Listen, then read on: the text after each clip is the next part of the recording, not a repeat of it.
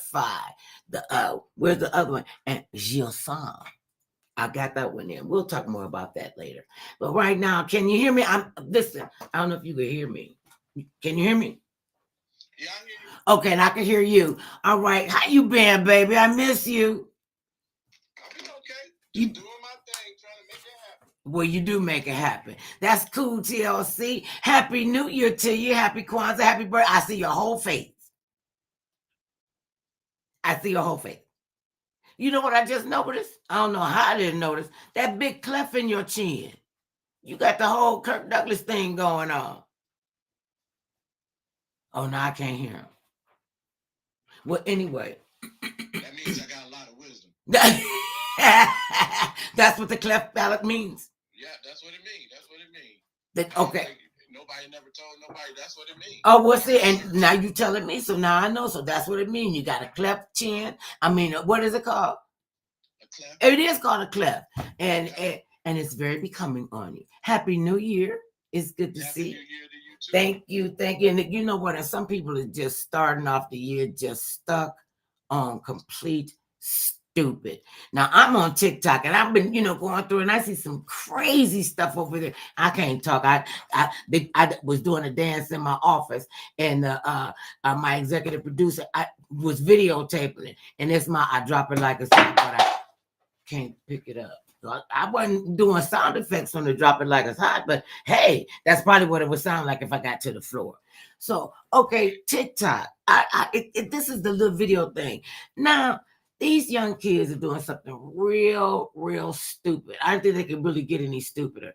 They're going over people's houses in the middle of the night, kicking and banging on their door, and somebody videotaping it, and then they run away. Right. Is that a shooting waiting to happen?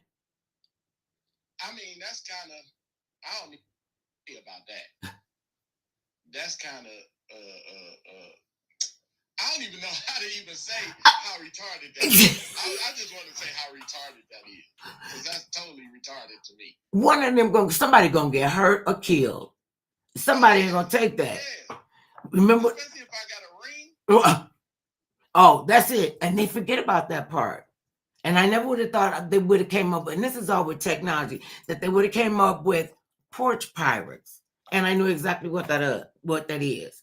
I mean, and if people don't know what they're getting, and they don't know who's watching them. One chick was using her pickup. I think she was a delivery person, and she came in, like she had a package, put the package down, and took the package that was already on the porch.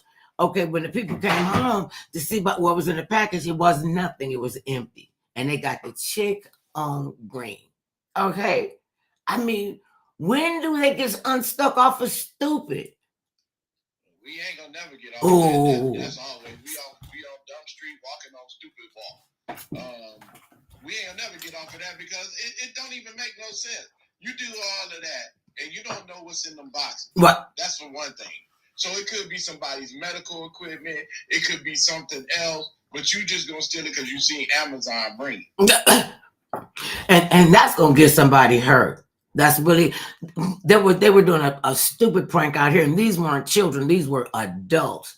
They were literally stalking senior citizens in the parking lot, on the street, and then I don't know what made them think that this would be cool and this would be cute. And they would just walk up and smack an elderly person down on the ground. I'm like, really? This is what we come to. This is what we're showing our youth, that we have just lost complete control and we really don't care what they're thinking about. Oh, yeah. That's basically where we at right now. To be honestly, we this generation, and I'm going to just say it, this generation, they think stuff like that is funny. But the part that always gonna get everybody, you gotta get older. And you're gonna regret the dumb stuff you've done. But now that you put it on whatever, that's gonna follow you for the rest of your life. And you probably don't care. It probably don't mean nothing to you because when you get older, you don't plan on doing nothing anyway. Okay, well, see, they would get a PhD in doing nothing. And I was reading this article about this mother who has 2 adult sons. And it's kind of complicated. She owns a home, and she's letting one of her sons live there until and she's giving him a gap year. I mean, what the heck is that gap year? You just sit on your behind, suck up the resources, and then don't get out and go get your job while you're finding yourself. Have you found? You better find yourself when you turn 21. You better find yourself.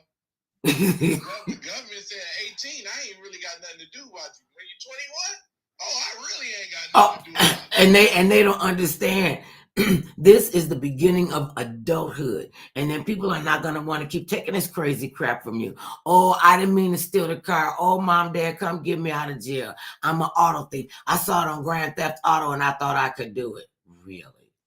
This is, see, and I'm like, I guess maybe I'm 75% sure that the majority of the generations behind us will get it right. It's that big 25%, because that's a quarter of the population, excuse me, that are going to be doing nothing, sitting up waiting for mom and dad to do it for them. I did a pilot one time about adult kids that don't want to move out, or they move out and they want to move back in. I mean, I can understand that to a point. You know, I went through a really difficult time and had to move back in with my mother. But I was still on the road. I was still doing my thing, but it was just gnawed on the back of my neck. You know, girl, you living with your mama, what is wrong with you? And my mother, God bless her soul, she would always say, baby, things happen. I'm just glad I'm here to make sure you be all right. You know, why you got this gap in what you're doing in your life. That's why she didn't call it a gap year, but that's just to let your kids sit around and, you know, find themselves. I mean, that's good. Because my whole thing is, okay, so you move back with your mom. Mm-hmm. Okay, so you adult, you move back with your mom. Okay, your mama's health start ailing. What you gonna do? You're gonna have to stay there and take care of her. No, but will you? That's not the problem. But see, for me, that would have been no question. That would have been absolutely no question. I've seen people who have lucrative careers and put their careers on hold to go and take care of an ailing spouse, an ailing kid, an ailing mother. You know, that's what you do. That's why I understand why these corporations have a problem with paid family leave. You know, stuff is going to happen. And you're gonna lose a valuable asset to your team because you don't think they should take off because their wife is, you know, battling cancer. Okay, some of the stuff I just don't get, and I still know. We're still at the beginning of 2024. We're 1/12 almost the way to this year. Did it go by fast for you last year? Not really. Mm-hmm. Last year, I was glad it was gone. You know what I'm saying? I'm really glad. You know, 2023 was gone. Oh, because it really was the year of foolery all the way around, from top to the bottom. You know what I'm saying? And we coming in 24 acting a fool already, because you know these people.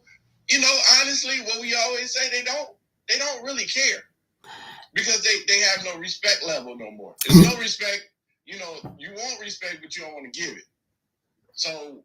Oh, what's next? I'm glad you brought up that respect and accountability. I was reading this article about it's a mother. She's 38 years old, has a set of twins, and she and her husband moved back to his hometown, and they have the big gatherings at their house because they got the biggest house and they can hold the most people.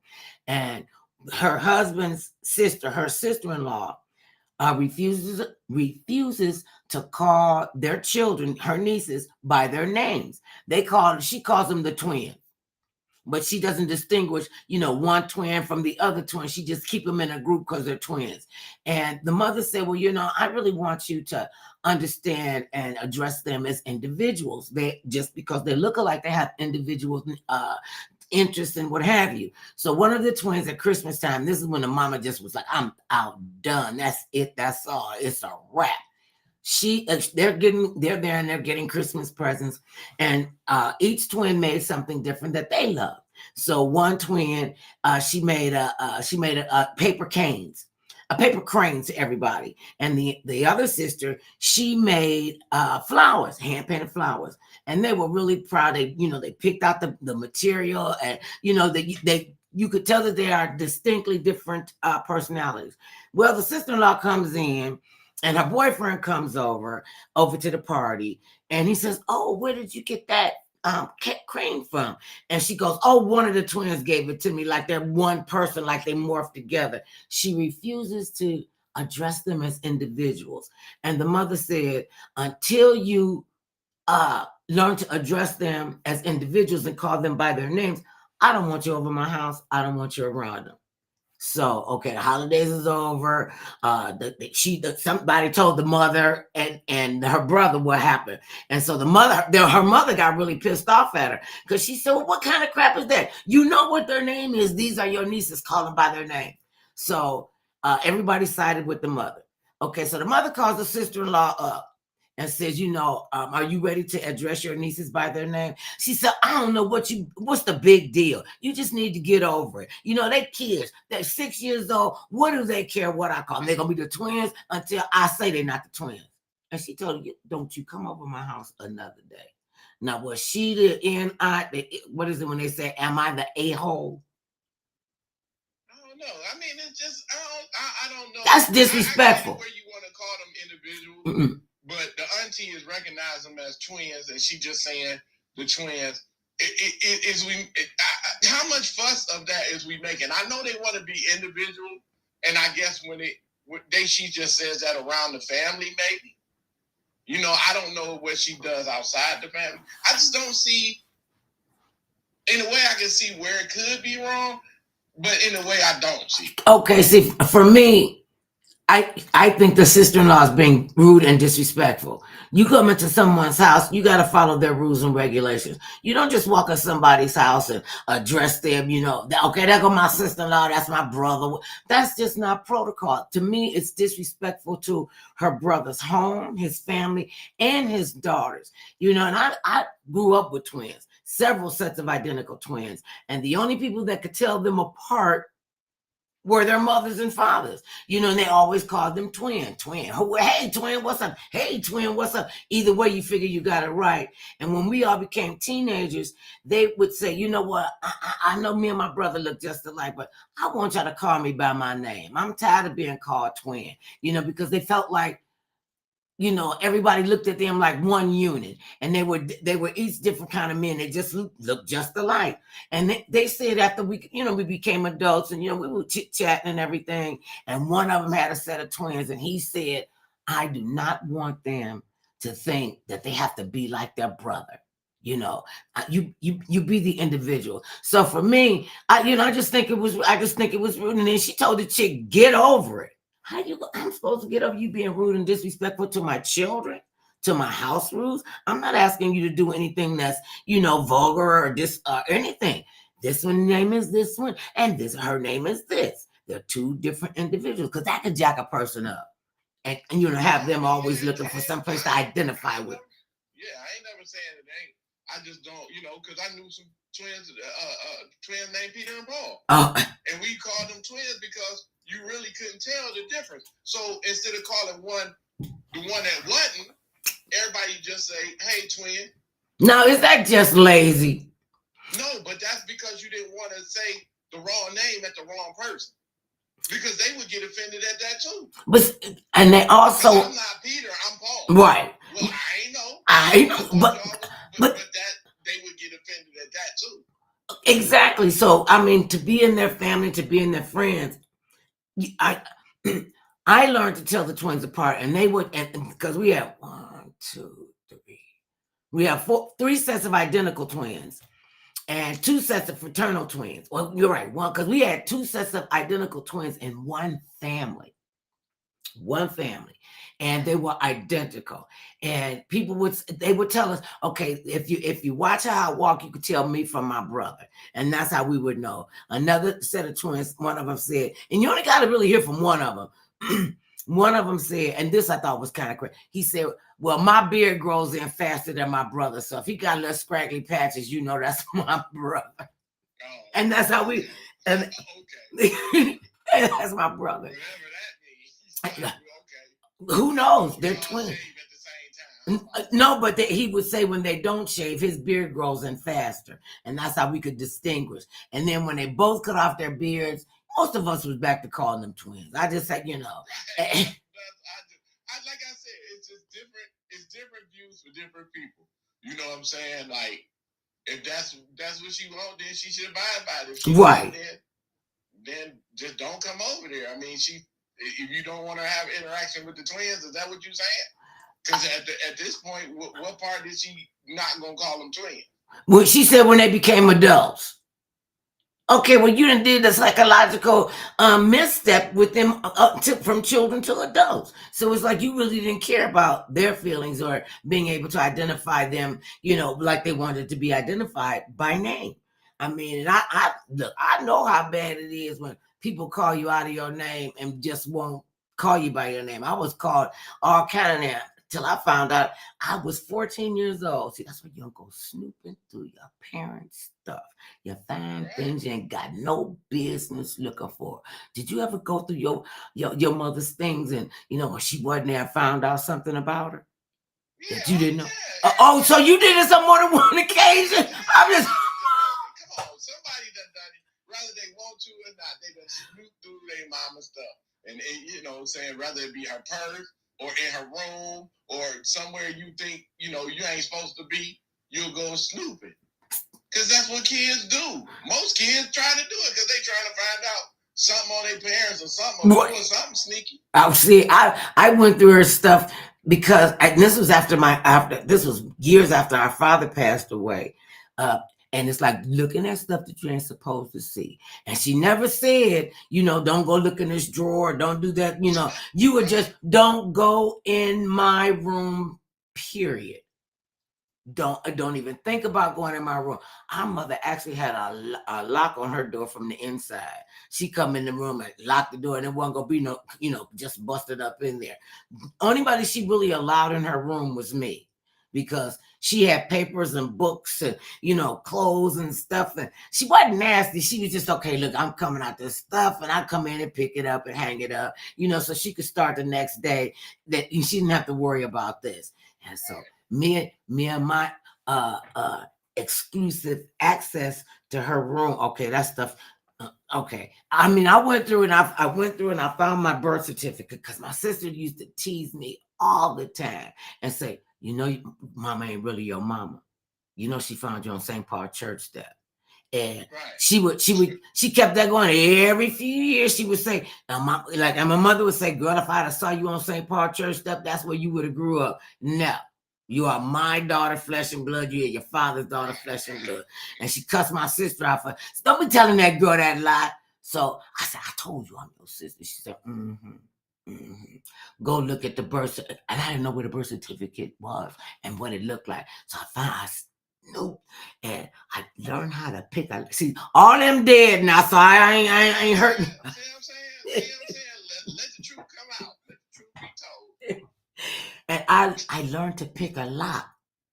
And I learned this from my cousin, who I thought was my uncle. See, they got all kind of skullduggery going on. I didn't care. I knew we was related. So he taught me how to pick the lock. I picked the lock. Opened up the box. It's like, literally, she got confidential on some of these papers, like that red stamp. And I'm like, I know what confidential is, but let me just open this up and read. Can I ask you something? Why did you whisper when you said you picked the lock? Like you whispered. I didn't mean. Did I? I'm just saying. I'm just trying to, like, who is you whispering? You whisper like, like what? Who is you whispering for? Okay. Anyway, that's another subject for another day. I got you. Okay, now that I'm on rewind, I know why I was. The truth is out. Let it be known. I don't know why I felt like because that. Why is he whispering? I never told them, but then she knew I got into the box, because how would I know she had confidential stamped on files, So didn't nobody know that but her. Didn't nobody know that but her. I mean, I'll clock her all the way from time she got off from her job till the time she was gonna be walking down the walkway, that concrete walk, and I could hear her. And I was like, oh, don't go looking for stuff because you're looking for trouble. And this was, if I had opened up my mouth, this would have been really, really, really bad. And so I don't know why I whispered. Cause yeah, I know why I whispered. Because I was wrong as two left shoes.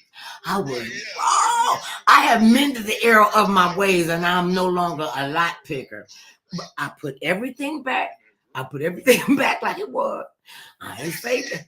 And so then, why am I whispering? See? Yeah, why is you whispering? I'm trying to figure out why are we whispering. Okay, that's a whole nother subject. You can tell guilty party. I took accountability for it.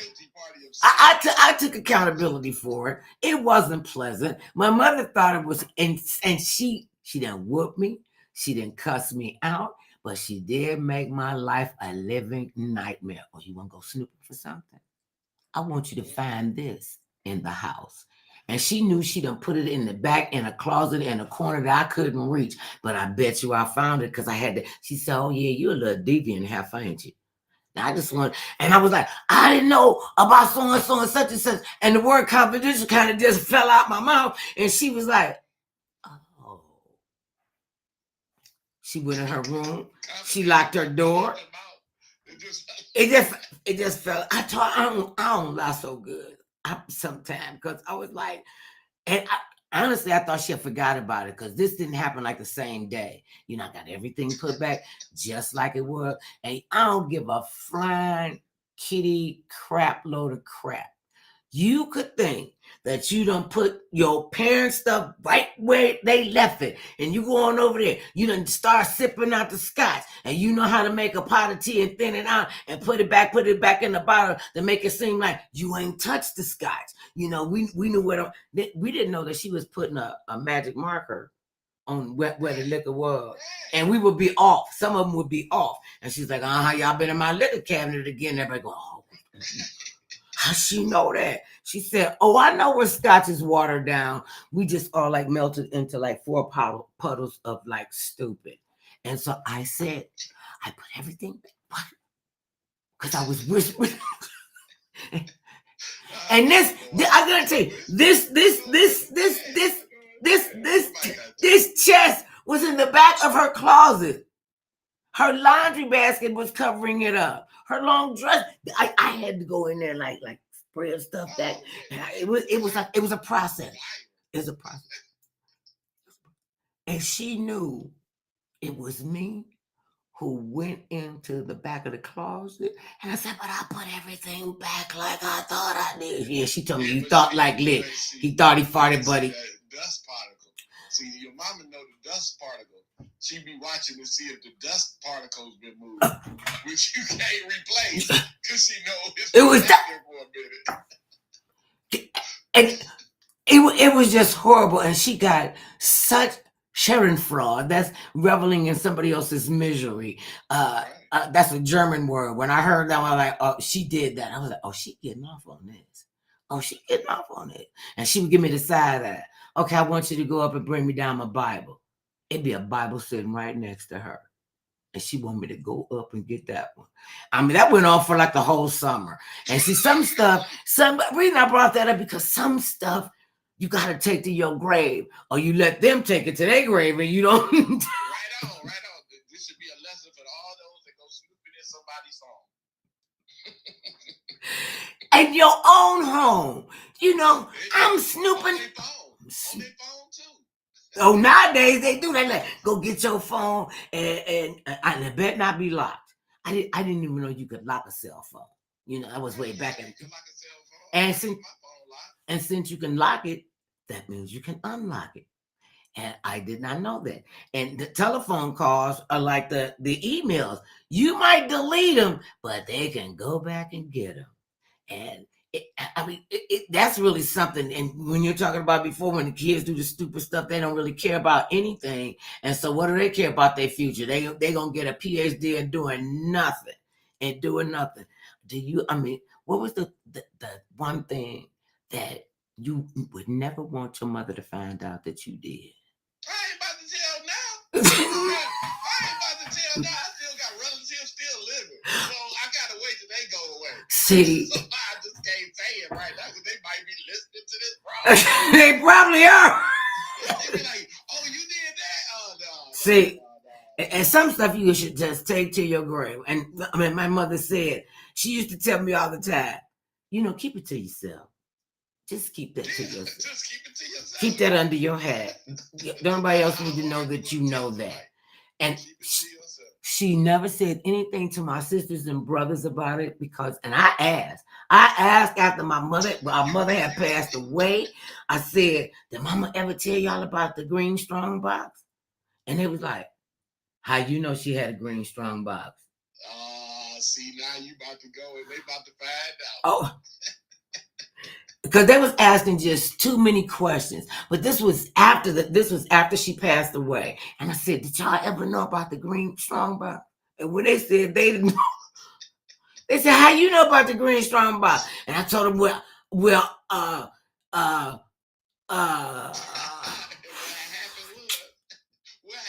oh yeah, I was trying to come up with what happened was, but the truth was just like here in my face saying, okay, come on, make your face, tell that lie. Come on, tell them how you know that she had a green, and they specified a green strong box.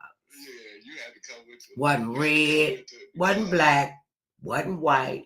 It was and that was the only green safe in the house. And they was like, so what was in it? I was like, nah, you think I'm gonna tell you what was in it and the way she treated me? They said, well, mama, she can't do nothing to us. She dead. I was like, y'all the lost. I ain't telling y'all nothing. I ain't telling them nothing. Yeah.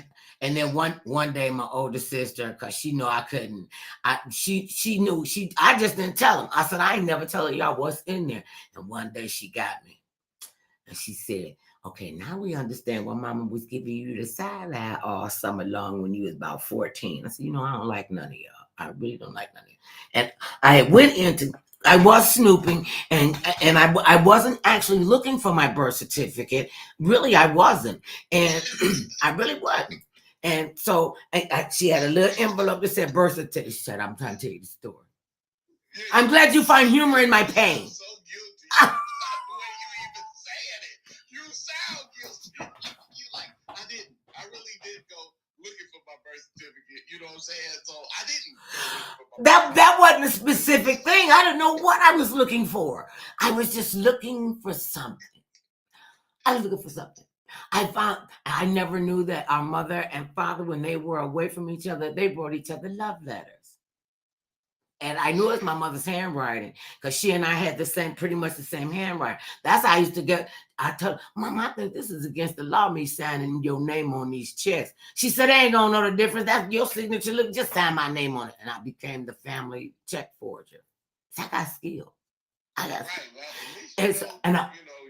Your duty as a daughter. As a shameful daughter. And the guilt. And the guilt just ate away at me. And I said, but I told her that I didn't even have to tell her the truth. She already knew the truth. She said, well, how you know I got a paper stamp confidential? Yeah, you just busted on yourself like for real. Right? You need to have a side. I was mad at myself. And I was like, how am I gonna get mad at myself when I'm going through her stuff? What are you talking about? You mad at yourself? You mad at yourself for being stupid? That was like the first order of business. So this got an envelope, and it's kind of thick. She got 6 kids, and she was the widow woman. And it said BC. I said, what did BC stand for? What are they? It's all of our birth certificates. So I stopped at the top. I didn't know my middle sister had 2 N's in her name. Shocked me. I didn't even know I had 2 N's in my name. And that I had a first name and I had a middle name that was separate. And the one that my father told the old lady in the building that they named me after her, nowhere on my birth certificate. So then I looked at my brother's birth certificate, and we called them I didn't realize we were calling them by their middle names. and that they both had first names. And I what? They called them by their middle name. I thought that was the child. So did you really know who your family was? Not until I looked into the box. And I mean, I know that, they could be very secretive people. And that's what they would say. Don't say nothing around that heifer right there, because she could hear a rat piss on cotton. And that was just so fascinating to me. How would you know how quiet a rat pisses on cotton? You had to have your ear wet down to the floor. And they said it like they could do it. Like they could really hear. They probably could.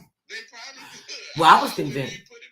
I was convinced. I was totally convinced. I thought they had superpowers, and a lot of them did. A lot of them had a strong sense of ESP. They had a really strong ability to say what was going to happen. And it would be, sometimes it'd be a ways down the way, sometimes it'd be instant. Like the telephone would ring, and my baby sister would say, for the sake of the conversation, she would say, "Oh, that's Sheila." Pick up the phone. "Hey, it's Sheila." And when the two of them, the little ones, got together, they could just rattle off stuff, and it was like in the universe for them. And I think it's that way for most children. They have such a sense of wonderment. Only thing kids are born with a fear of is the fear of falling, and that's all, because that really isn't a fear, because they know somebody gonna catch them. We put all that crazy stuff inside their head. We tell them that because you're an identical twin, we don't have to call you and address you by your name. We'll call you twin till you get to be an adult. And I'm like, it's just some crazy stuff that's going on. Now, so you ain't gonna tell me, so you really are not gonna tell me. Okay, tell me this. Okay. I'm going to the grave. Wait. Okay, wait. So you talking about sounding guilty. You sound like I ain't guilty. I just ain't telling. But the way you say, I'm taking it to my grave. And that sounds like you. Now, to me, that sounds like you got 3 or 4 things that you got to take to the grave. Or is it just one big one? First of all, you can't interrogate me in petty man. The petty man, I'm petty. So you can't interrogate the petty man, because he's not going to tell you nothing. Not going to tell you nothing. He's going to keep on going around the mulberry bush. He's going to never stop. You're going to keep on saying, well, it sounds like you got several. It might be, might not be. I might have spades, or I might have hearts. I don't know what I got in my hand. We can't talk across the table. I know that much.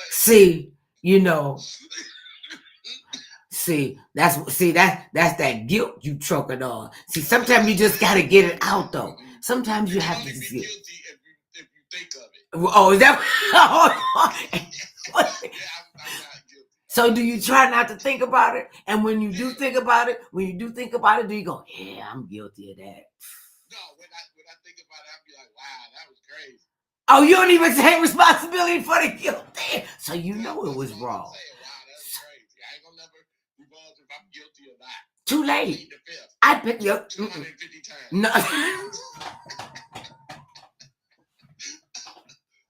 See, that's when you know. Anybody that got to plead the Fifth Amendment is guilty. Who said it, though? The people that wrote the Constitution and added the amendments. You said I'm guilty. I'm going to take that back. I would take that back. I don't recollect. Okay. I just want you to know. You know that didn't make it any better. That made it twice as deep. I plead the Fifth, and I don't recollect. Well, if you don't recollect, how can you remember to plead the Fifth Amendment if you ain't do nothing wrong? See? Well, I'm saying because I plead the Fifth. The reason I plead the Fifth, because I couldn't remember if I did or didn't. So I just said I'll just plead the Fifth, because that's a moment of silence brought to you by the people who couldn't remember. I had no recollection of what may have happened at that time, because that was so much long ago. Oh, wait a minute. See, you're adding too many action words. Talking about so much long ago. You just moved up. See, and sometimes it come up on you, and you go, and you got to face the because you don't face it. And I have to get it out of me, because I don't know what other kind of crazy stuff I'm going to run up against. Now, and most of the trouble I got into, well, except for coming home late at night or early in the morning before the sun came up. And I wasn't there before the street lights came on. You know, the kids don't even have to be worried about that. They could be out. They ain't got to be worried about it because the parents ain't home. The And, parents ain't even home. see, but now let me ask you this: the parents ain't home, okay? Now, were you a latchkey kid? What you mean by You had to open up the door when your parents wasn't there. do what? You had to open up the door. You had a key that you could open up the door to get in the house because they weren't home from work or whatever. Oh yeah, I had a key. Okay, so you was a latchkey kid. I was a latchkey sister. I never had a key to my mother's house, so they would always know what time I came in. Everybody else had a key with a bathtub chain hanging around their neck. What? Why she didn't give you a key? Because she said, I need to know what time you're behind coming in, though, heifer. And see if you got a key. I know you got some skullduggery in you. You walk real light and you're real quiet. You're sneaky. You be conniving. And I need to know what you've been up to. I'm not coming out and identifying your body because they found you in a ditch. I was like, well, dang, I got to be pretty trifling to be around the wrong kind of people that would want to see me dead in the ditch, if for no other reason that they knew my mother would kill them. They knew she was crazy. I told you about the time she beat the teacher with a hammer. Right, yeah, mama. She was scary. She's scared. Don't get me wrong. She carried a loaded 38. That's why I understand why people are not, well, civilized people and normal people who are gun aficionados teach their children, and take them to the shooting range, teach them how to, whatever they do with guns that, is not defending themselves, go out and kill a defenseless animal and come back, skin it and eat it. That's really crazy. Just really. Right. Have you ever? We should go back to bows and arrows. No, some of the aim is like too weak. The aim is too weak. They got so full of drugs. I just heard it was speaking of stupid stuff. I just heard the other day, there's a new drug out. And it's like, I don't know if the pharmaceutical companies have lost their mind because of the way that they're dispensing medication and changing what it was made for. But there's a new drug that the kids are getting involved in. It's called Trank. Well, that was a big giant yawn. I think it's Trank. What's the new drug called? Trank, or trunk, or it's something like that. It starts with a T and it ends with a K. Oh my God. And I'm like, it's a new drug? yeah, Just get familiar with the other one. And I was just, real, and they're like pumping them out so fast. And because, did they not think fentanyl would be a problem, especially after, God rest his soul, Michael Jackson died from an overdose from fentanyl, and the doctor went to jail for negligence and lost his medical license. And they're coming out, now they got the fentanyl. And they said that's 10 times stronger than cocaine. Well, why do you need to be that out of sorts that you would ingest something into your body that could kill you pretty much very rapidly? People them drugs is a powerful piece, man. Them drugs is a powerful statement for your mentals and for your physical. Some people just gotta have it. You know what I'm saying? Like, we all have habits. Mm-hmm. And they may not be good ones, they may be bad ones, they may be whatever, they have it. Right. And it's like, it's hard to break a habit, you know what I'm saying? Because they say people, talking to people that was on drugs and stuff, they always said they always was chasing the first time that they got high. Oh, is that what it is? That's what someone was telling me the first time they ever did. I've heard that before too. Like that. They were chasing that high that they got the first time. And they don't even sometimes, well, a couple of our friends said they didn't even realize they were a coke addict.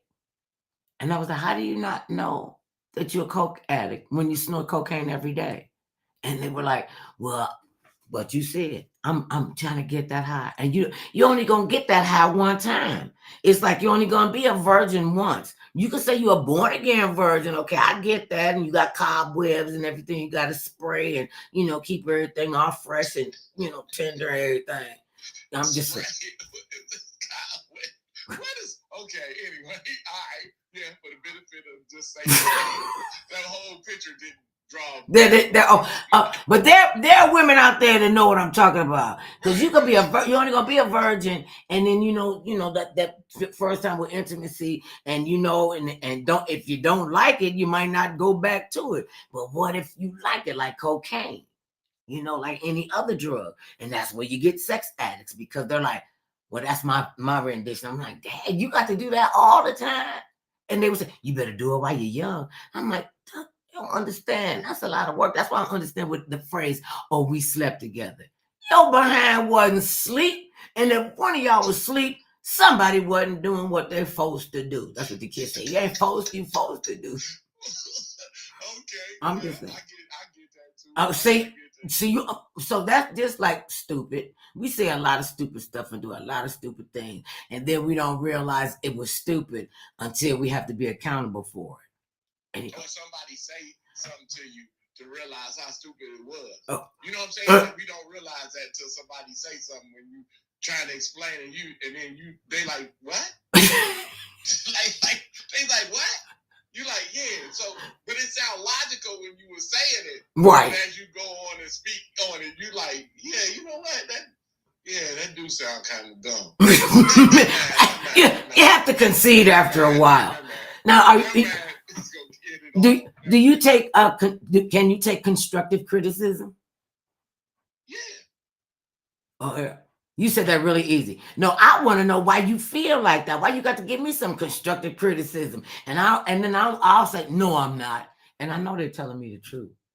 I know. Right. Yeah, I can take because if you don't take, depending on how it coming, it don't matter how it's coming. Long as it's respectively criticized. You know what I'm saying? But if somebody just going in just for the sake of going in, how you really respect that? You don't, because now you're not giving me criticism. You're criticizing, and it's not constructive. Yeah, it's not constructive. A lot of people do that. They don't know they do that. They do, and you know who you are. You know you do this, and you tell them, listen, I know what I'm saying. I'm accountable for this. Okay, now I can take constructive criticism. And what did it say? You have to be coachable. I'm coachable, and a lot of people think that I'm not coachable, and those are the people who just want to criticize, but they have no a forward plan for me. I don't care if you criticize me. You could say, "Oh, mother love, your hair grow real crazy." I'm like, so, and that's all you're gonna say, or you could say, "Oh, mother love, your hair is growing real crazy. Come on, let's go to the wig shop." So now there's a step forward, and people just want to criticize you because what they call it, player hating. Is that out of date? Well, I have to keep up with the lingo. You gotta end that across the board because everybody is doing that. We all know the issue. We just ain't gotta solve. We can't solve, but we can always bring up the issue. But we ain't got a solution for the issue. Same way you just said about somebody saying your hair grow crazy. They came up with a solution. Let's go to the wig store. I have no problem with that. I have no problem. Most people don't even have that solution. Girl, why your hair look like that? Yeah, that's it. I'm like, okay. Why do you, and see, I learned this very young from our mother. I have to keep saying our mother because I was told she wasn't just your mother by yourself. Like, right. You always act like you an only child. Like, and this wasn't from my. This, I'm talking about you ain't in the room with me, so I ain't gonna keep saying our mother if you ain't here. So, and this is how we used to divvy up our mother. There were 6 of us, and I said, and this came from me. I said I could talk about it talk with her anytime I want to. I get my 1/6, and I got my mother's 1/6. And you got your 1/6, and you could squander it. My 2 brothers, they squandered their 1/6s. They 1/6, so I got their 2 6s. So I had 3 6s. So I figured I was good. Then my sister said, "Well, you need to give me one. And if you mess up, I'm gonna get your 1/6 too." How about that? You taking the 1/6s from everybody? How you taking the 1 from everybody? When we moved out here, my mother came to visit us. And she was coming for 2 weeks. And she's going to spend 2 weeks with me in California and 2 weeks with her younger sister. And I think she was in Louisiana at the time. And she came out to visit me. And she from the time she got off the train. I said, well, mama, it's a 5-hour flight. The train gonna take 2 days. I don't want to get on no airplane. I put me on the train. I said, okay. I put her on the train, she got her in an express. She got to see the country. She's had a beautiful time coming out. So she gets out here and she just like, we going down to 110, you know, actually the 110 was the first freeway built in Southern California to connect LA to the Rose Bowl, to Pasadena, so people could get to the Rose Bowl. And so this real curvy, it's like going on an amusement park ride. And she kept looking up at the sky. She said, I don't know how anybody could be sad, upset, depressed with all this big blue sky that God allows you to see. I mean, just the way she said it and the wonderment that she said, I'm like, this is my mother. She already loved California. And so we get here and I actually get the grandma talk from her. I mean, the mother confirmation. All of us want to be, you know, confirmed by our parents and our elders. You know, she said to me, I am really proud of you, daughter. Really proud of you. And you know, she said what she had to say. I was going down the stairs and I didn't have a towel on my shoulder so she wouldn't hear me crying and going, let me see what's going. We were friends by this time. I was her adult daughter and we had become woman friends. And so I told her, I said, Mama, well, she said to me first, I'm not going down to Louisiana to see my sister. I'm gonna stay here with you for the next 2 weeks. Okay, so I guess about maybe the second or third day that she was there during my aunt's 2 weeks, my sister calls up and she says, how come mama ain't in Louisiana? I said, because she in the kitchen making her some coffee. Well, why she still in the kitchen making her some coffee? Why you making her make some coffee? I'm like, what kind of conversation is this? Oh, you trying to steal mama from us. You trying to keep her out there in California, you know, and she ain't got nobody out there. I'm like, I'm her daughter. This is her son-in-law. This is her grandson. And we all got friends. So she's not out here by herself. You trying to steal? How you gonna steal your mama? That's petty. Oh. That's petty. Coming from Mr. Petty, that's petty.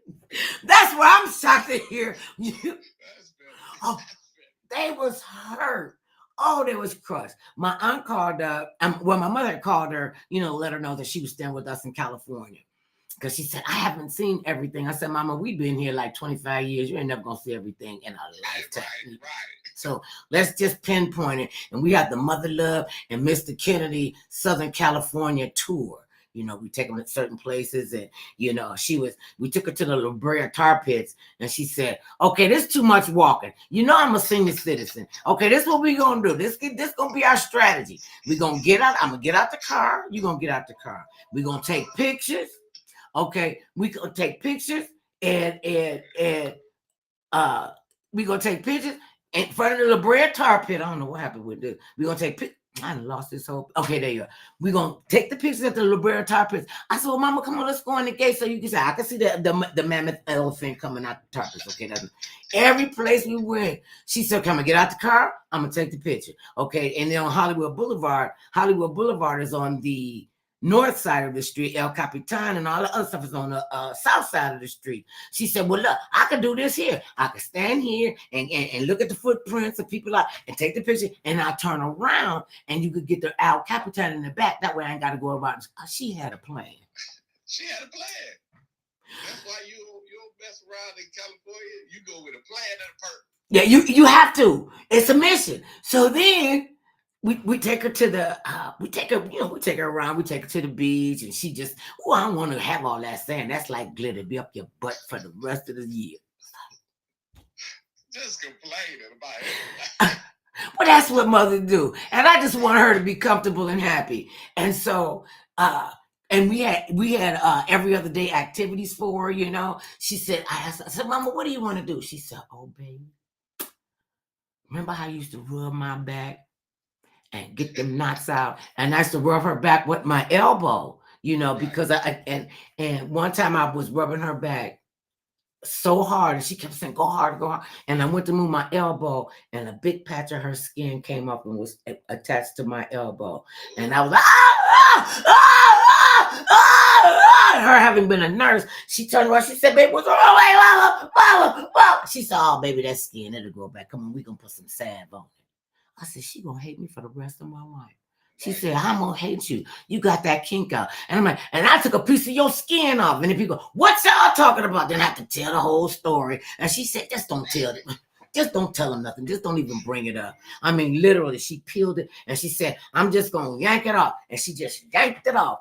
And it was, she had a big piece of her skin missing on her back, and I had a big piece of skin on my elbow. Oh, wow. Yeah.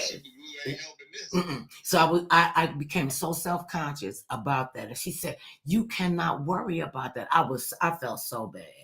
And she made me feel really, really, really good about that. Because I was like, "You done told something out of my back." She said, "Ain't nobody gonna see it but me and you." I was like, oh. I didn't think that part through. I did. See, and you still not gonna tell me just at least one thing you didn't tell you. Just one. If I gotta go to my grave with it. See, you said if you don't really want to go to your grave with it, you really want to tell Mother Love. You can tell Mother Love. You can tell me anything. Right. Tell Mother Love. Tell you anything, but it's the other 3 million people that may be watching that don't need to know. How about that? How about that there? We will love you and forgive you. We will forgive you. We might even forget about it. Or you just need to get it off your chest. That's just a big weight off your chest. And I mean, I know what that's like, trying to get that off, trying to get. I'm already good though. See, you understand? Me and the man upstairs that had a long talk, that's the only person that it matters to right now. So now I'm going to have to do intercessory prayer to the Father just to get the connection so that we can reiterate our spirit and have reconnectivity. And then, because I got a personal relationship with Father, and Father will tell you, I can hear him right now, that's your brother. He ain't got to tell you nothing. See, I'm saying he knows for what I do. So therefore he knows that what I've done may be wrong, it may not be right. You just gonna stick to that. You just gonna stick to maybe I was wrong. You don't understand. I have put the Eddie in petty. I have put the steady in petty. I have put the ready in petty. So you must be steady, ready, and willing to share with your Mother Love, your sister. I'm not able though. Yes, you are able. You can still talk. You still got cognitive skills. You have deep feelings. You have emotions. All of your other senses have been heightened, and you want to get this off. I know why you're keeping it though. It's a safety mechanism. It's a coping mechanism. Yeah, it helps me. I knew you was going to agree to that one. Mm-hmm. When I see you again, I'm gonna tell you. You know what? And see, just on the strength of that, because you don't put it in the universe. When I see again, because they got a lot of new technologies and a lot of new modalities to help sightless people. So right.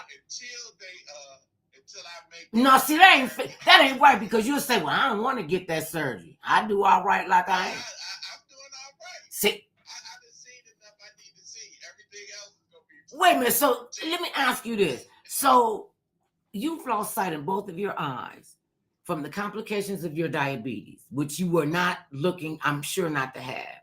You gonna still, if they when they come up, if they don't have the technology right now, the modality, they could come up and say, "Mr. Cool, TLC, sir, we can restore your sight. It'll come back gradually, but you will be able to regain your sight, see colors and see beautiful people. You'll see the ugly people too." So are you game for that? I mean, I might be interested depending on where I'm at. Oh, see, that's too open-ended. You see, you like what? Yeah, because I don't have an expectation on. I would love to. You know what I'm saying? But in reality, right now, that's not possible. Unless I angel and God and them throw their hands on me, and all of a sudden, I wake up tomorrow and I see. But other than that, that could happen. I don't have a, You know that could happen. That could happen. Yeah, see, I keep it always open for that, because he only knows. And let me just say this: it's a reason why everything is, and And it's not only the reason because of my diabetes, you know, I Right. didn't take care of myself. It's a reason for it. It may not be to my understanding, but it may be to somebody else's, because people say they are highly influenced by how my attitude is towards it. I say, well, I don't have a certain prediction of what attitude I'm gonna have. I just know I gotta keep going.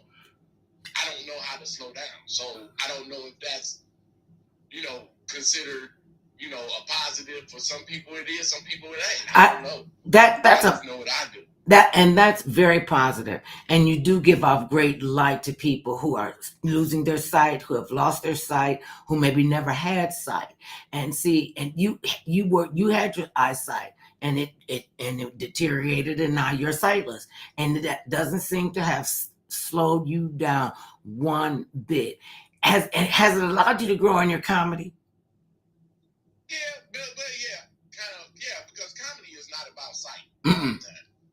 It's about the creativity of a joke, and if I can make you see the joke while I express it to you, you may not be there. I might have a joke about my family member. If I can paint the picture for you, that's the best sight in the world, because I'm painting it for you. So I don't necessarily need the sight to see. You know what I'm saying? My job is to make sure you see my sight. What have you learned about yourself since all these transitions? Has it made you stronger? That don't take nothing for granted. Of course, that's always a given. Don't take things for granted. We always say that, but when things happen, you don't. And then it let me know what it really did about me. It just let me know what kind of people I can deal with and what people I can't deal with. Who are the people that are difficult to deal with? People that, okay, like I always say, it's not the sickness that make you sick, it's the people that know you got the sickness that make you sick. You ain't spoke nothing but the absolute truth, you know, because they'll always want to be asking you stuff, and it's like they can't get over the situation that you're in, so they're gonna keep asking. Isn't that annoying? They'll keep asking, and then you know, oh, I don't know what I do. I was like, I wish people quit just saying it. Like, I wish people quit saying, I don't know what I do. Yes, you do. Yeah. Yes, you do, because you only got two choices. Deal with it or not. Not. And then, but people act like, you know, and then, you know, I'm not an expert. Like I tell people all the time, I'm not an expert. So when people, some of my friends are going, you know, losing their vision or whatever, they'll call me. I say, hey, look, man, listen, I'm going to tell you like I tell everybody else. Go to the doctor, find out a little bit more, because I can't tell you nothing, because what I did for me might not work for you. Absolutely. You know, and that's really all you can do is say, why don't you check this out? Or first thing, go to the doctor. Pay attention. First thing is pay attention to your body. Pain, and you have to pay attention to the whole body. People only want to focus on one thing. I'm just going to focus on my eyesight. I'm just going to focus on losing weight. I'm just going to focus on eating right. You got to have a plan to deal with a chronic condition, and the plan can change because the medications can change. They come out with new modalities. You know, I've been on so many different diabetes pills until we had to find something that would work for me. And then when we found something that worked for me, everybody named Mama was getting. I couldn't get my meds for like almost a month, and I'm like, okay. And I could tell the difference in my health. I could tell the difference in my attitude. So you got to pay attention, because you never know what's going to jump off. And like you said, we got to be accountable, and you got to pay attention, because everything that works for me won't work for you. Or people, this is what they'll say to me. They'll call up and they'll say, and I consider myself a lay expert on the matter. I've spoken to hundreds of audiences about it, done campaigns for diabetes, been an ambassador with the American Diabetes Association. And so I know what it is that we need to do. The issue is knowing what you need to do and doing what you need to do is like a huge gap. It's this big giant gap, and it's like, and they don't want to I don't want to change my eating habits. Oh, I don't want to get out and exercise. You know, and that's where my downfall is. I won't say a downfall, because I walk through the halls right here and I could get 100, 200 steps in, just going back up and down the hallway, go to the grocery, and I go to Walmart, into the mall, and I could get 10,000 steps in. That's what I can do. Yeah. That's all it takes. It's just, my thing is, I hate to see, like even when I was halfway blind and I wasn't all the way, people would come up to me and say, because some people find out I'm going blind or whatever. They would be like, "Hey man, the thing I really hated was when they came up to me with a drink in their hand and be like, "Yeah, I'm a diabetic too." And I just be looking at them like, "Oh, okay, all right." At this point, it ain't nothing else I can say to you. And what people don't understand is there's no such thing as diabetic food. You can make it sugar free, but I'm still trying to find the diabetic food. Right. I'm not eating all that bland food. Who said the food got to be bland? Why the food got to be bland? I can't taste. It's not. And I let them know I don't cook with salt.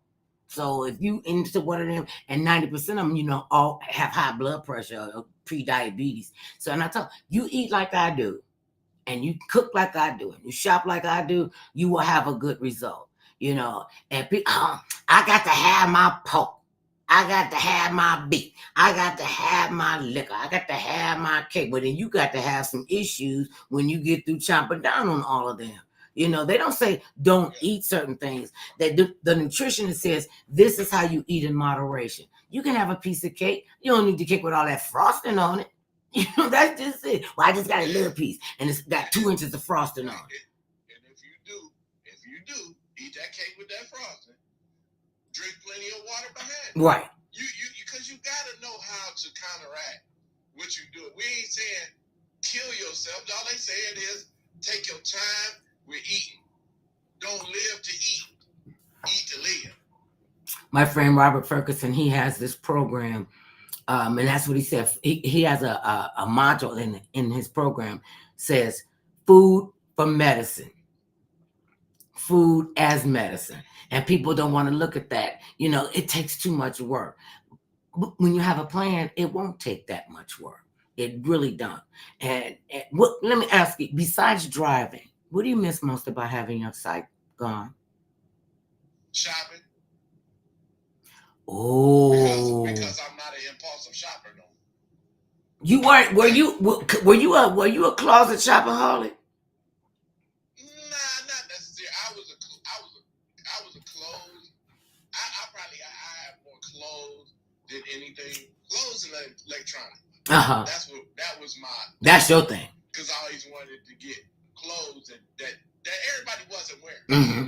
Something different. And you did. I mean, you was fly. He is fly, baby. Let's say, brother cleans up real nice. He ain't too bad with the soft clothes on, but you clean up very nice.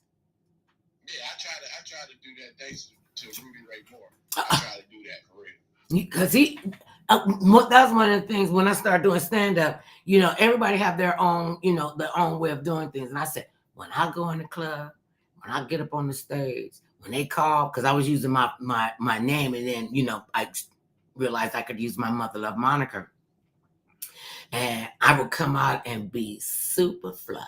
Oh, and I didn't wear the same dress twice. My sister was a dressmaker, so she said, "Oh, you ain't wearing that again. They already saw you in that." I'm like, okay, they was going to Hollywood mode right then, and so that was. I said I wanted to be sharp. I wanted to look good. I wanted to smell good, and people recognize that.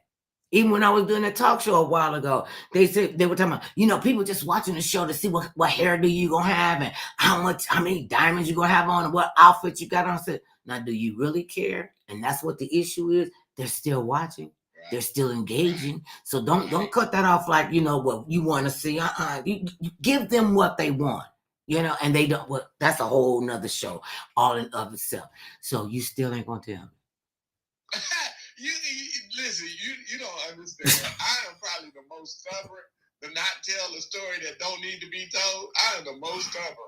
You know what I'm saying? Like when it comes to stuff and people be like, so you not gonna tell me? Nope. See, it could be 40 years later. And you still wait a minute. And I'll be like, what did I tell you 40 years ago? Wait a minute. So you're saying that 40 years ago, you still remember from 40 years ago, and that's what I still remember. That don't mean I'm gonna tell though.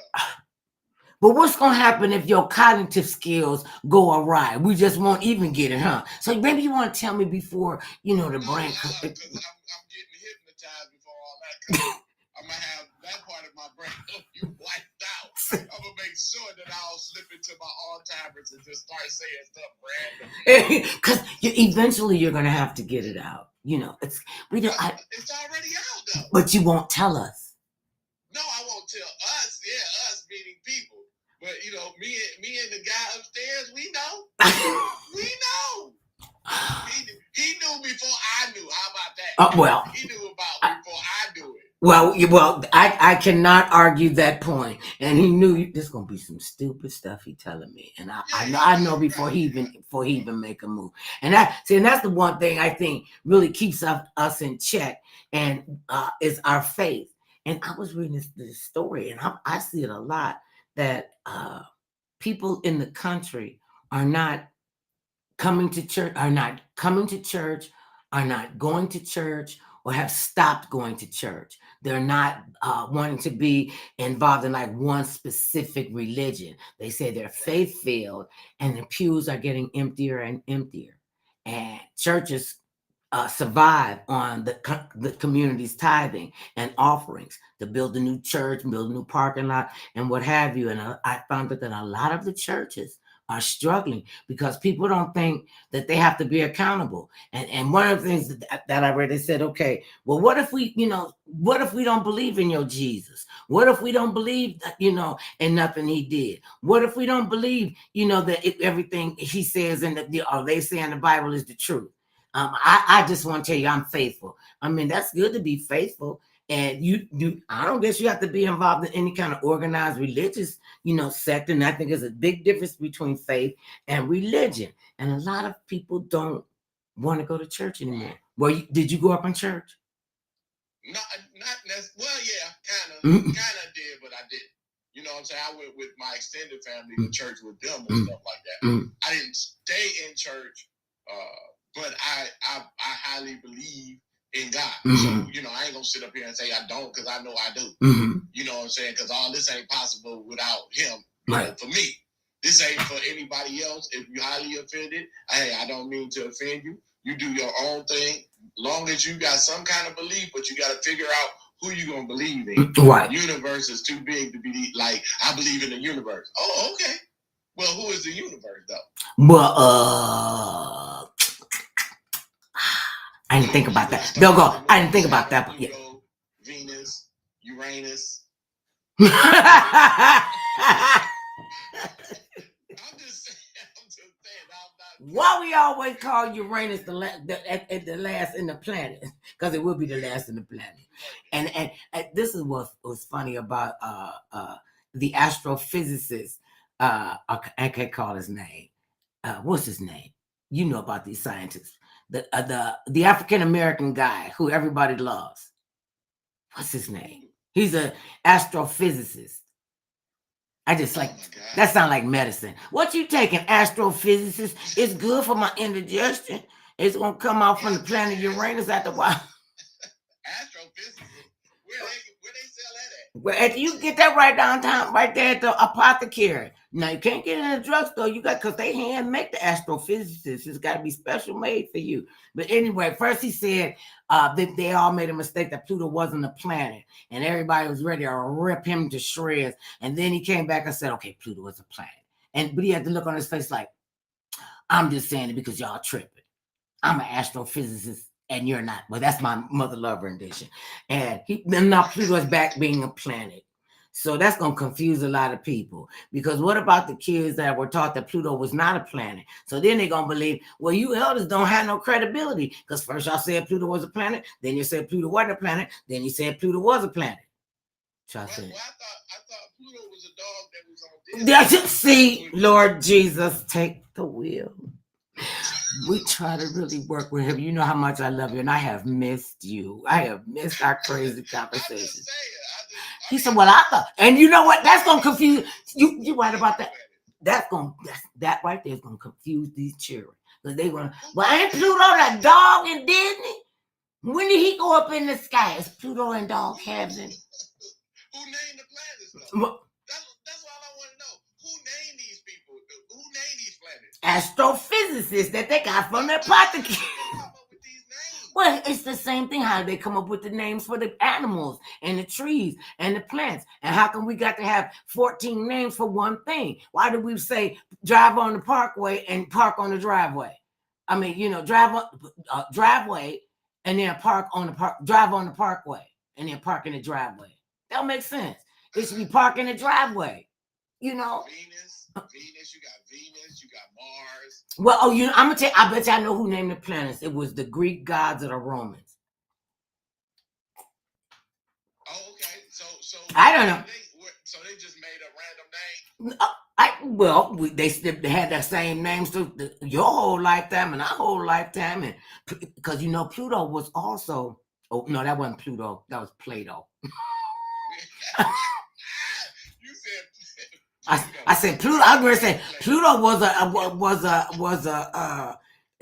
but I'm talking about Plato was a philosopher. We had Pluto too. Plato was what we used to play with. See, you know what? See, that's how I remember it.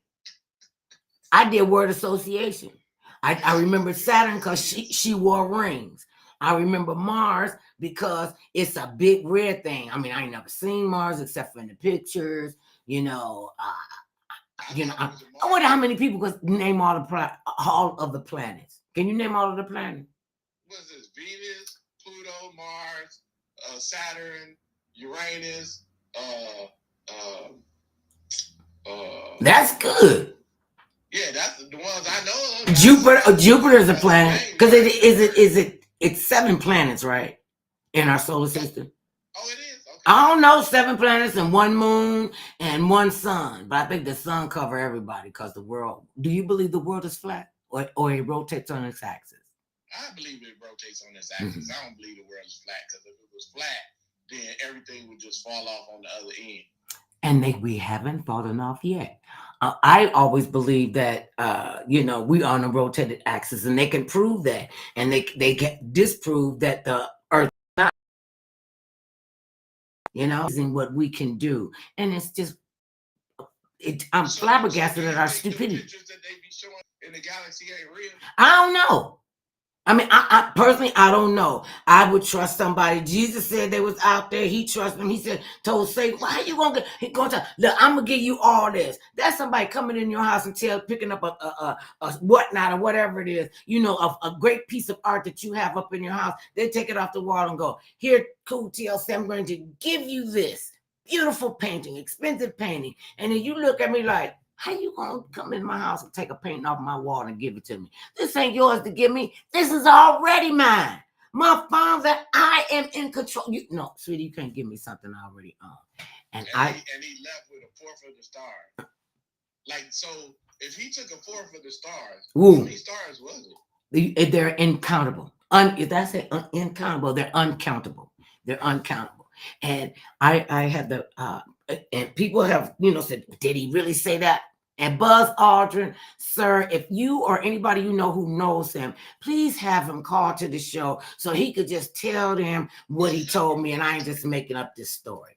So, I believe in the solar system. I believe in the Father, the Son, and the Holy Spirit. I don't understand any of it, but I believe it, because believing is seeing in where you don't see and doesn't have logic, but this is what's happening. And he said when he got to the moon, he was facing where he could see, just all he could see was the expanse. And he said he turned around. Well, he don't really turn around. He had to hop around.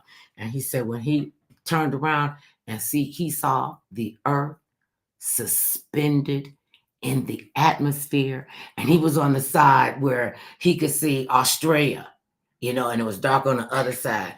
And he said, I'm a scientist. I'm an astronaut. I'm a facts person. I need facts. I need them backed up. I needed research and done again. He went through the whole mechanical thing. And I said, what was your first thought when you saw the earth like that? He said, I know there is a God. Only a God could do this. And I could see this continent and this water, and it's not falling off. Oh, only anybody did that was a God. I'm going back to whispering like I'm telling a secret. Right. Somebody got to tell me She is whispering. Was you deprived as a child Well, and you really couldn't tell? oh, that could have been the problem because I would go and tell it, and I didn't add anything to it. I would just add a little, like a little enunciation here and there, or take a pause and be like, tell that heifer to go sit down and stay in her place. I'm like, I'll be out here for you want me to be, but you believe me. And they be like, I hear you. So and I could whisper. I used to, cause I can't now. It just, cause mostly I don't care. What they gonna do? They can't fire me. Right. Yeah. So do you believe, this is what I'm gonna ask you, do you believe that the universe moves? Do you believe we move? I would think that you mean like the expanse shifts around. Yeah, like actually moving. I would think so. Or just rotating. I don't know about it moving. I'm not an astrophysicist, and I didn't take my astrophysicist potion this morning. So I believe that look, that's one thing to believe. And then you talk about, do you believe that the earth, that the atmosphere shift? Well, if they talk to the shapeshifters, I believe we can do a lot more things than we do. I believe we're capable of a lot more things. And this is what I'm thinking. We just sit here. Well, I think the earth is moving. I think the planet moves. And then when sometimes I see the pictures of Saturn, and sometimes you see the round planet, and then you see the rings around it. It's like, sitting on a spinning top. And then there's times when you look at the picture and she's tilted. I don't know why I'm calling Saturn a woman. And she's tilted. And sometimes they say when you see Venus, she looks one size and then she looks another size. So I don't know. That's a question for God. Maybe you'll ask him that, and when you get to the mercy seat, and he already know what you done did that you wouldn't tell Mother Love, and I don't know why you in it. Right. Yeah, and it probably will happen, because I always, just like everybody else used to wonder, when the astronauts go up in space, why do they level off? If space is as wide as it is, high as it is, height and width, what are you leveling off at? Right, because there's no beginning and no end. You don't know. You go to the end of the universe. Right. So why you can't keep going straight? If you go out of the earth, that's up. We don't know what side of the earth is up on, but you up. What? So why you gotta level off? Can't you just keep going straight up? This what see those are we're not astronauts. That's what we need to call NASA. We need to talk to Buzz. Yeah, we need to talk to Buzz. Because see, now I hope you'll remember. Well, he said I was a remarkable young lady, and I remember all the accolades that people give me. You gotta stop sticking your tongue out like that. People gonna think you nasty. Oh, my fault. But yeah, I was just thinking, because I got a brain thought, and I was just thinking, like, because they say when you go up in space, I think you gain height or something like that. Oh, there's a shift, there's a change in your anatomy as well. So we'd have to look that up. Right. Yeah, because I think said, whatever that longest astronaut, he said he went up in the air and he gained like an inch or something. Oh, you're talking about the astronauts that came back? Yeah. Well, maybe there are tall aliens. Did you hear about the story in Miami where they sent every one of the Miami police cars to the Bayside Mall because they saw 8 to 10 feet apparitions moving across the front of it, and they were really tall, and it's I'm like, so I don't believe that they said they saw some kind of being, some kind of creatures that were 8 to 10 feet tall that looked like apparitions. And people got the cameras and stuff, and one guy pointing an arrow where you could exactly see what they were looking at. And then all of Miami police. But see, this was the part I don't understand. I think we are naive to believe that we are the only entities on in the atmosphere, in the universe. I think sometimes this is the only time they had a photograph of Ivanka and her husband Jared standing in the window in the White House, looking like the psycho twins, and it's a movie about that. I can't remember, but they were standing in the window and they were talking like they were aliens. And the husband said, "So what do you think of these Americans, she says they look like they taste funny. Like they must have. She said that. And I think people, yeah, that's what she said. I think that's what the voiceover people said. They didn't say that, but the look, and it looked just like they said it, because with the AI. Now, speaking of AI, what is your take on artificial intelligence? Okay, go ahead. About, see, you done went into the MI, crooked letter, I, crooked letter, I, humpback, I. Yeah, I was confusing the kids. They was like, what? That ain't how you spell Mississippi. A-I, crooked letter, I. That's Mississippi. You were so silly. And so I don't believe that we're the only beings in the galaxy. I really don't. And if Lucifer took, they said Lucifer took a fourth of the stars with him, where they land at? They must have landed on Earth someplace. And all them little stars that he took, and all the little nasty backwards, grind you down to a heart, let me steal your soul, people. Because evil people, that's got to be, that's a force right there. I mean, people that can sit up and think of doing horrible, terrible things to children, horrible, terrible things to themselves. I mean, when meth was out there, you couldn't even look at some of these kids. Their moms would be their teeth are so jacked up. That one girl said she had lost something like 80 pounds and she wasn't big as nothing. And she said, because I couldn't chew. All my teeth fell out because I was doing, what is it?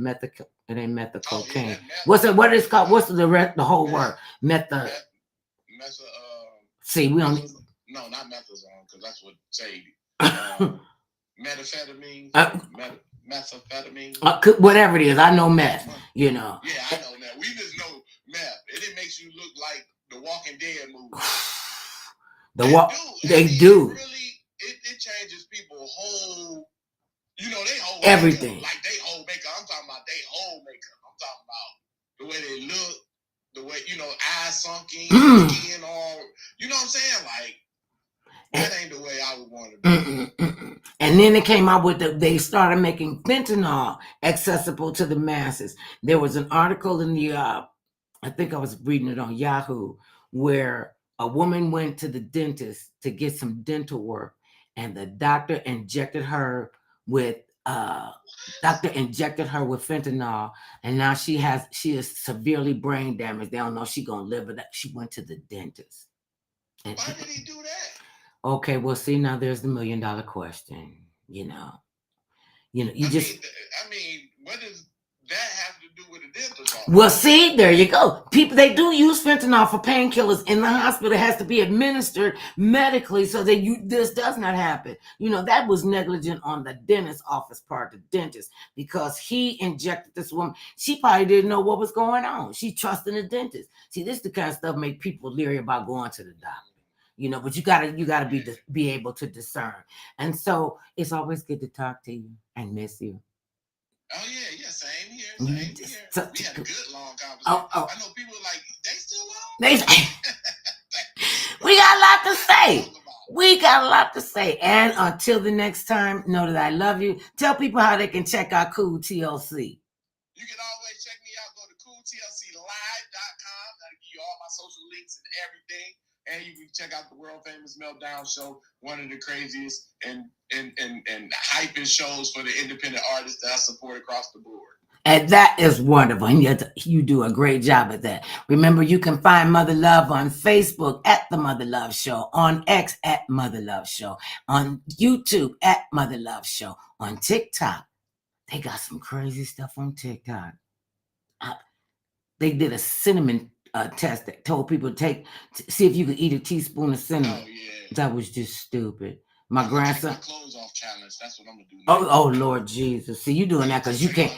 You see, take your clothes off without using your hand. See, you know what? This is why. This is why we love you, because your brain is crazy like you are. Can you take your clothes off without using your hand? No.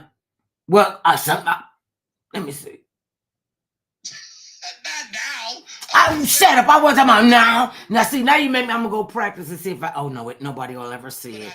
But I know what you can't do. What? I know one thing that's that you can ever do. Try to do stuff without using your thumb. You can't. We're humans. That's what separates us from the other animals. We can reason, we have logic, and we have thumbs. Without a thumb, and I'm telling you, can do some stuff without your thumb. Like I could pick this up, but you gotta be standing, and both thumbs or just one thumb. Yeah, both thumbs. Oh, you can't. You can't, and you can't touch your elbow to your nose. Yeah, you can't touch your elbow to your nose. Okay. And you can't do that. Okay, they're gonna really see me crazy. And then I'm on TikTok and I'm on Instagram, Mother Love Show, and I'm on Indeed at the Mother Love Show. I thank you. Oh yeah, we done just had us a swell time. Yeah, it was good. It was good. This is and a lot of stuff that people probably in their mind was thinking. You know what? I always thought about that. Okay, so now you're gonna have people. Now you're gonna have people practicing to take their clothes off without their hands. That's gonna be the hottest thing in the world. Take your clothes off without using your hands. Oh! I can do it. All the way. I could get my clothes off without using my hands. What kind of clothes do you have on? I can have these kind of clothes on. I got a little jacket on. I got my You got a button down? No, I don't have a button down. Now, let me see somebody. Now you put no. That ain't what you said. Now you put way too much on it because you said a button down, a zipper, and a button. Just your regular clothes. Okay. I ain't talking about no jogging suit. Oh, that's easy. Jogging suit, sweater, all that. Okay, I have on I have on a blouse. I have a little jacket over me because it gets cool in the office. I have on some slacks. I got my socks on and my slippers, my soft clothes. But yeah, I could do it. I ain't gonna tell you how I'm gonna do it, but I tell you I can do it. I'm very confident. I can get my clothes off without using my hands. Honey, we got an assignment. Cool TLC, think you funny.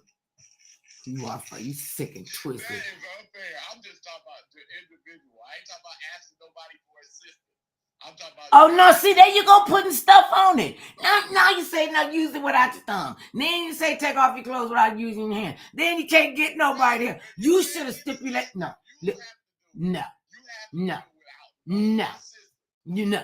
You did not stipulate that. That's like changing the game in the middle of a spades game. No, that's not what you said. That ain't what you said. And you know what? I love you. That ain't what you said. I know what he said. Y'all heard what he said, didn't you? See, and there's another. That's what you said. Take your clothes off.